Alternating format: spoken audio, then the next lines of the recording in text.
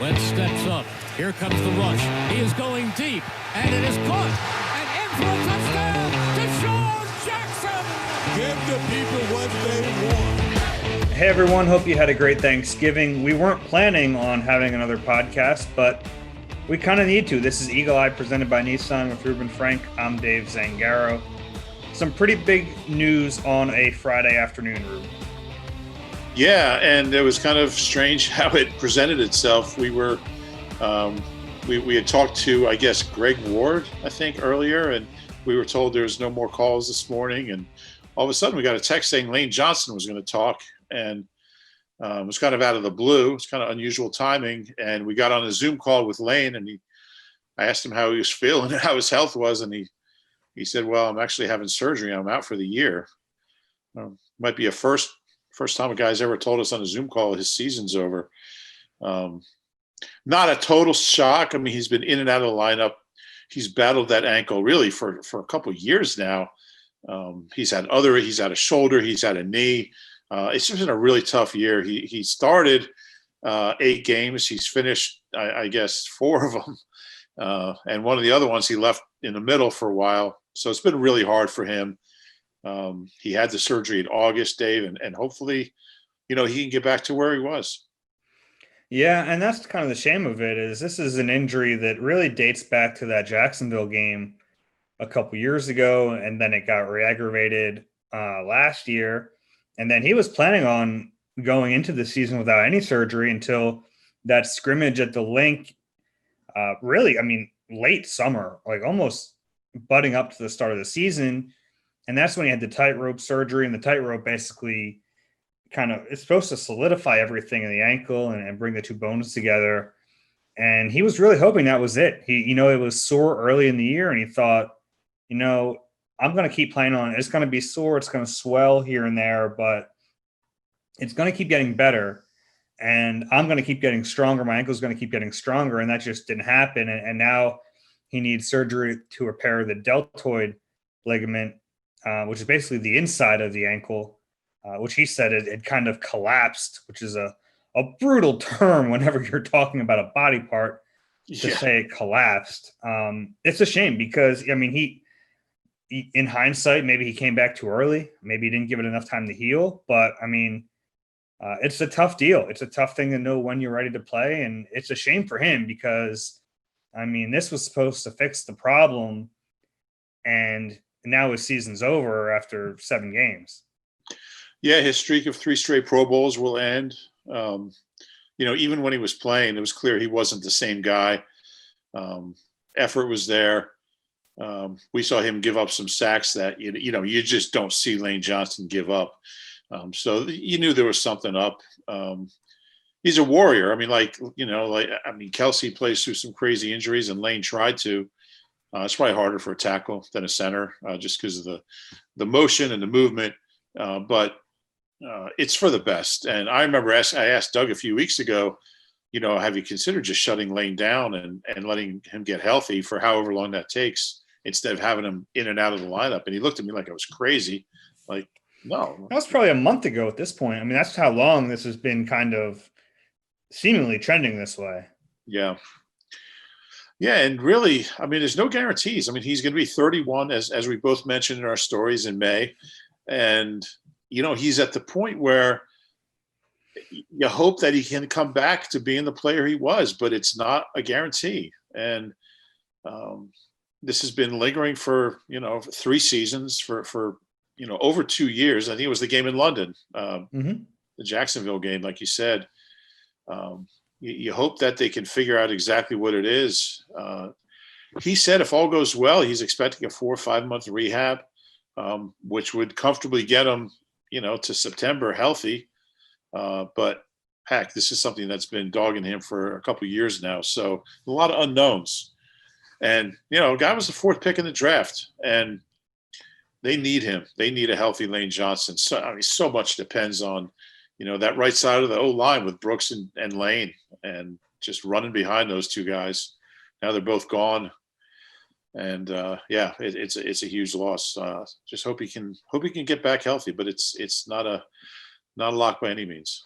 Yeah, and I mean, it's not even like they need him to return, but they need him to play at that high level. I mean, because just about a year ago, I think it was November 30th last year, they gave him that contract extension. November 29th. Yeah, I mean, so we're talking 4 years, 72 million, a big deal. He's the only player on the roster under contract through the 25 season. So I mean, he's still a huge part of this team. So it's not enough to have him come back. They need him to come back and play at that level.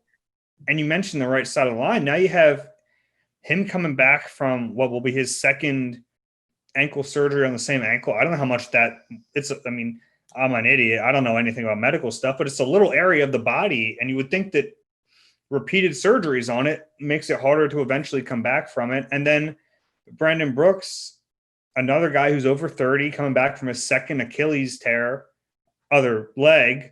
But yeah, some serious questions about two of the foundational pieces of that offensive line of the team, really. Yeah, that's a great point. And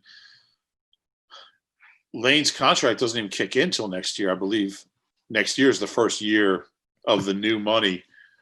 So yeah, I was shocked when I looked up. I mean, Lane and Carson are the only top 10 picks they've had in the last 20 years, which is crazy, since they had, they drafted Trey Donovan and Corey Simon back to back at 98 to 2000.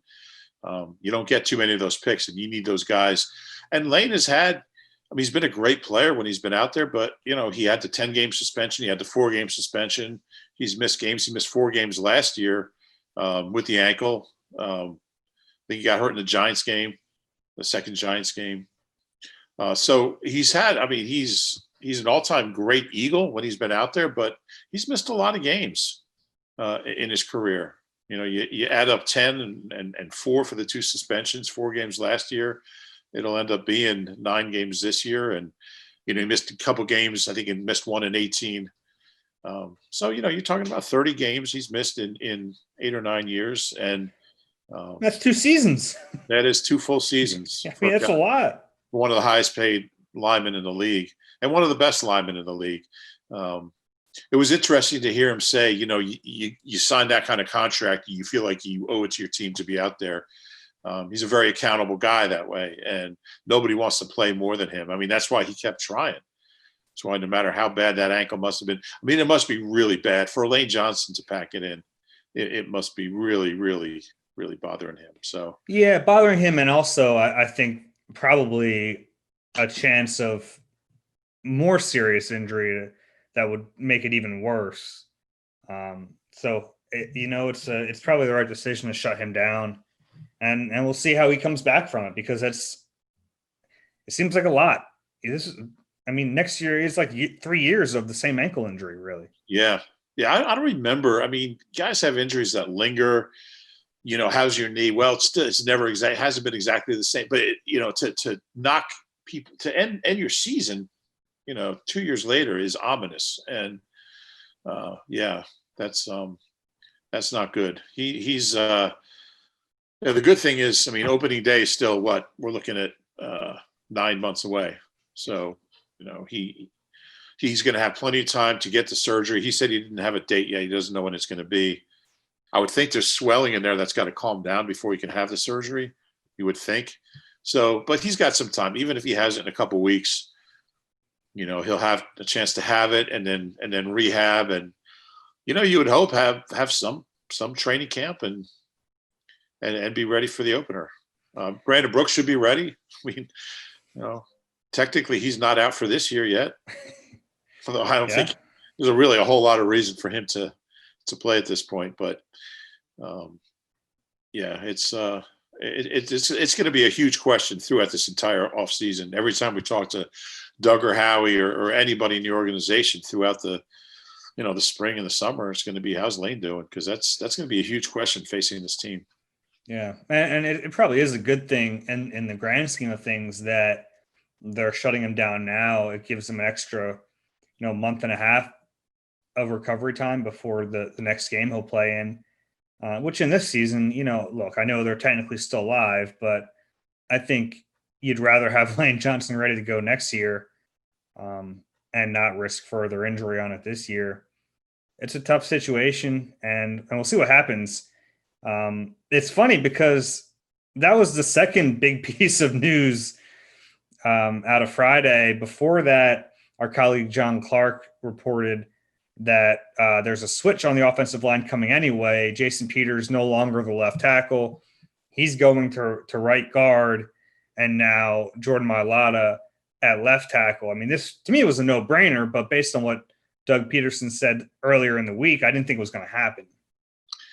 Yeah, I couldn't imagine it wouldn't happen. I was actually thinking about that this morning. How can you run Jason Peters out there again? So it's the right thing to do. We still haven't really seen him play right guard. I don't really know how he'll do, but he can't be as bad as he was at left tackle on Sunday in Cleveland. That was the worst game he's ever played. I do think, in theory, guard is a better fit for him at this stage of his career. You're 38. You're playing in a much smaller area where your power still comes into play, but your athleticism doesn't as much. Now, based on what I've seen, I don't know if his power is what it used to be. So we'll see. I'll tell you, in training camp, I mean, we were obviously really watching him at right guard, and that wasn't the problem. I mean, at least in the run game, he was still moving folks. Like that was, I know that was months ago at this point, but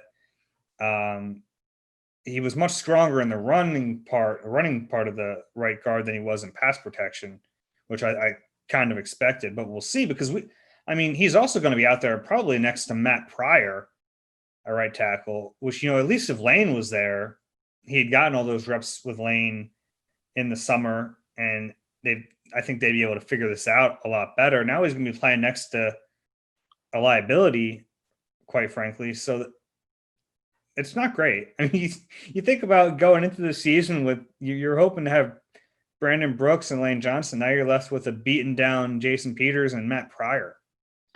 Now, I would think when Jack Driscoll's healthy enough to play, he would play right tackle. I would think. I thought he played fairly well the two games he started in place of Lane, and then he had a bunch of other reps. Now he's been banged up a lot too. Two injuries this year: the ankle, and now he's dealing with a knee. He was listed as limited in the projected Thursday injury report, which is based on who would have practiced if they had practiced on Thanksgiving. Limited again on Friday. I'm sorry? Limited again on Friday. So I would assume he's not going to play Monday night, but maybe the week after you have him. Pryor, he's just not that good. I mean, he's a big guy. He looks the part. They obviously like him because they keep going back to him in various roles. I don't think it's ideal situation because he's played all over the place. He's moved around. He's gotten benched. He's gotten back in there. I mean, it's been a tough year for him, but he hasn't played well, and they're going to need him, especially to get that running game, some level of consistency, and to give Doug the confidence to stick with it. They're going to have to continue running the ball late in games, which they haven't done. And maybe I think JP is going to help, but he's got to be a better run blocker than Suo Peter, Nate Herbig at this point, or Matt Pryor at right guard, but then Matt Pryor at right tackle. So there's a lot to unpack there, a lot of moving pieces, as one of our colleagues likes to say every day. Yeah. It'll be interesting to see. I think Sayamalo helps on the other side. I'm happy for Mailata. It's a move they had to make. I'll tell you what, you look at this O-line going into next year, we're getting ahead of ourselves, but it's going to be a question at left tackle with Dillard coming back, and Jordan is going to be a question at right tackle with Lane coming off an injury, a question at right guard with Brandon Brooks coming off an injury, and a question at center with Jason Kelsey. Is he going to keep playing? I mean, there's just a lot of, unsettled situations on that offensive line. Yeah, and the other thing from Friday was Isaac Sayamalu. Our first chance talking to him since his injury, he revealed that he had surgery on his knee. Getting him back's big. I mean, it's funny. A lot of people going into the season might have viewed him as a weak spot on the line. He's probably their strongest player right now. Well, I would still say Kelsey is even banged up, but He's a pretty consistent guy. And it's funny. I think you brought it up with him. I mean, he's in year 5 now, which is crazy to think about. I mean, he started a couple games as a rookie, started out 17 as the starter, got benched for Wiz, then replaced Wiz in 18. No, my favorite thing is he did not get benched for Wiz. He got benched for Chance Warmack. Oh, for Chance Warmack, yeah, you're right. And then Chance Warmack got benched for Wiz. That's my favorite tidbit of that season. Chance Warmack. Yeah, what a thing that was. He'd probably be their best guard right now. No. Yeah, and it's funny. Isaac didn't want to talk about the surgery. He didn't go into any detail. But then Lane told us that it was his MCL. Well, here's Lane, whose season just ended. He's having surgery, and he's the one telling us that Isaac hurt his MCL, so medial collateral ligament. Missed, he was out for, I think he got hurt in the Rams game. Mm-hmm. Missed 2 months. So, but that's the kind of year it's been. You get one guy back, you lose someone else. And, we finally thought they were going to have kind of an intact offensive line this week, and that's just not the case. Now they're down to their 3rd string right tackle, and their 6th right guard. I mean, their 3rd left tackle, and Kelsey with a brace on his elbow. Man, they're lucky to have him. He'll start his 100th straight game, so that speaks volumes about him. Hey, 'tis the season to thrill at the Nissan year-end sales event. Get in and then get out and experience the most riveting ride of the year in a brand new Nissan. The savings on Nissan's lineup are sure to raise your pulse. I love that this is just a quick emergency pod, and it's all offensive line. But you kind of started to talk about it. My question to Isaac was, I prefaced it by saying you've been here 5 years and you've played guard these 5 years. I mean, he came into the league with more of a center background. And the thought back then was that, hey, eventually he's going to replace Jason Kelsey. And Kelsey, of course, is still going strong. We don't know how long he'll play for. But basically, I asked him, like, hey, can you still play center? Because who knows if Kelsey will be back next year. And you're right. There's so many questions about the offensive line going into next year at literally every position. Yeah, no, that's true. I mean, except for Seumalo, unless they have to move him. Which is certainly possible. I remember talking to Kelsey about Seumalo's rookie year at training camp in 16. And Jason told me, when I retire, he'll be a Pro Bowl center. So I still think that's the long-range plan, is for Isaac to move to center. And I'm sure he can do it. He'd be fine. I think he'd be a pretty good center. But then, obviously then you need a couple guards. I'm not sure if Nate Herbig is a long-term, and he's now behind everybody on the line. So I don't know. I still don't know what precipitated his fall from starter to. You're about to play Jamon Brown over that dude. Be inactive. Well, yeah, at least Herbig's still on the 53. I think Jamon's on the practice squad last I checked. But yeah, he's behind Sue Opeta. So I can't imagine either of those guys is going to be an opening day starter next year. So if Kelsey does retire and Seumalo's your center, even if Brandon Brooks comes back and can play right guard healthy, which is a big if, you still need a left guard. So there's a lot going on. Maybe Driscoll will start getting some reps. But again, if Lane's not ready or if he gets hurt, now you need him at right tackle. Maybe Pryor. Maybe I just can't see Pryor. I can't see any of those guys, Pryor, Herbig, Opeta, really being a guard of the future at this point. I hear Jason Peters will be a free agent. Oh, any interest? Yeah, I mean it's and also left tackle is going to be really interesting. Tell me give me your best guess at the opening day offensive line next year. Oh God.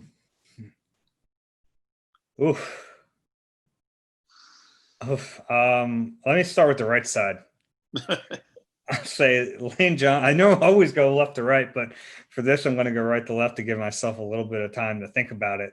It's funny how you always go left to right. Yeah. Yeah. That's how you read. You read left to right.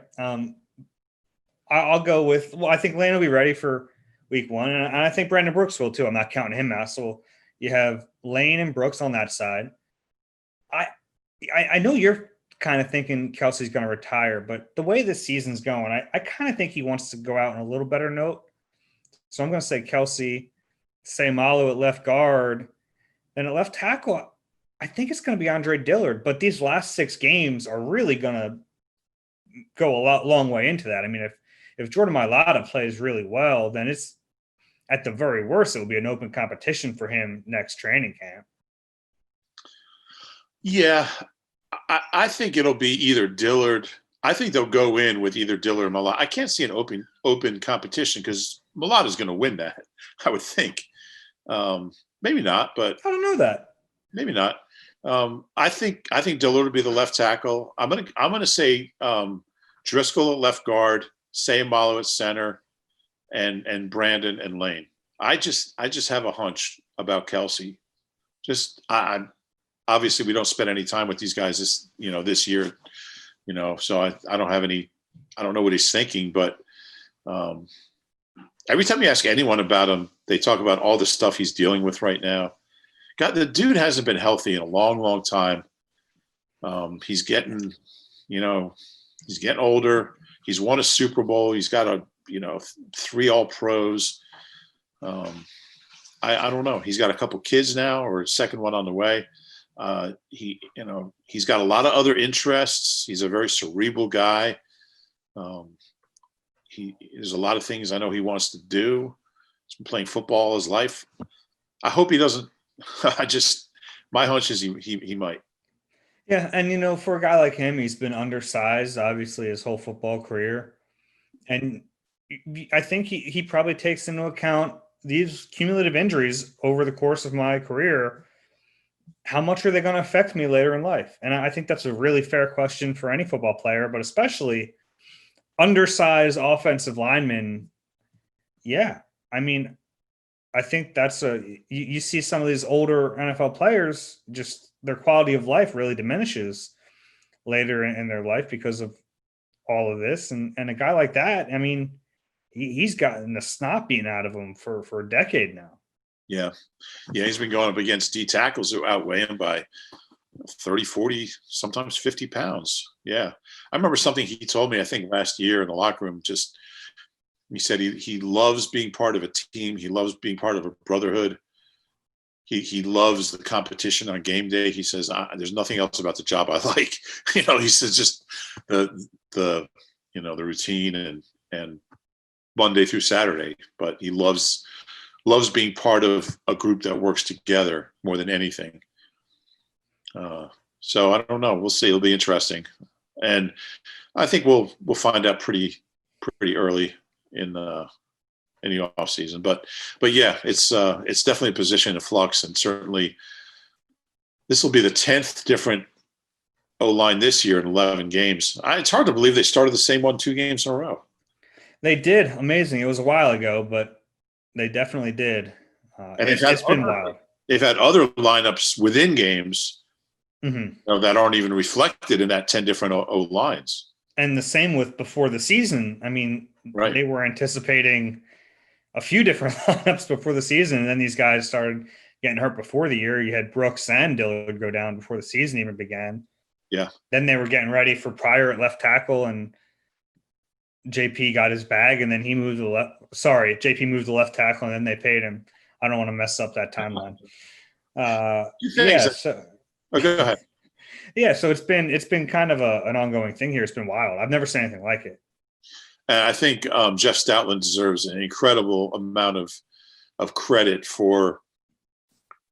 We always knew he was a good coach as far as the top end guys. JP, Lane, Kelsey, and Brandon Brooks have all been multiple Pro Bowlers under him, and Evan Mathis as well.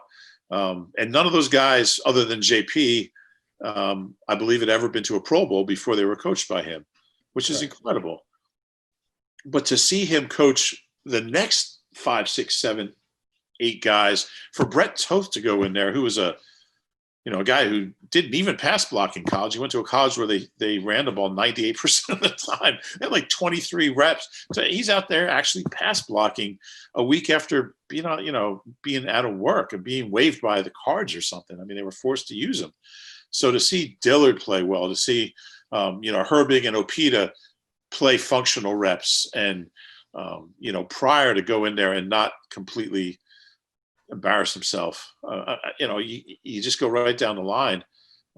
It's been pretty amazing. He deserves so much credit, and to keep this thing just operating at a functional level is amazing. And and also, Howie's taken a lot of grief from a lot of people, including myself, but they have good depth at the position. And when you lose this many starters, to be able to go out, and obviously the offense hasn't been great this year, but they've been able to function, and that's I think Driscoll is going to end up being a pretty good draft pick. To get guys like Sua and Herbig both on the waiver wires, I guess not the waiver wire, but they were both undrafted rookies, I think, right? Last year. Pryor was a late round pick. So, he deserves some credit. Obviously, he had a chance to hit on a first round pick. That didn't work out. That's kind of more important than these guys, but he deserves some credit for making sure the roster is stocked with, the bottom of the roster at that position. You know what I keep thinking about all year? Cordy Glenn must have had the worst workout in NFL history for this team to never sign him. Yeah. Yeah, Doug said he had a good workout, but then these guys kept getting hurt, and they never. I mean, they went through everyone. They never signed that guy, so it must have not been that good a workout. No, it must have been pretty bad, historically bad. But there's still 6 weeks left. We might see him yet. We might. All right. For Rube, I'm Dave. If you enjoy the Eagle Eye podcast, do us a favor, rate and subscribe wherever you get your pods. We hope everyone had a great Thanksgiving. We'll talk to you in the. It was good. It was good Thanksgiving. All the classics, I wish we could have had the big family over, but next year. Yeah, and we'll be back late Monday night, early Tuesday morning after the Seahawks game, and we'll do it again. Yeah, middle of the night podcast. We'll talk to you guys soon.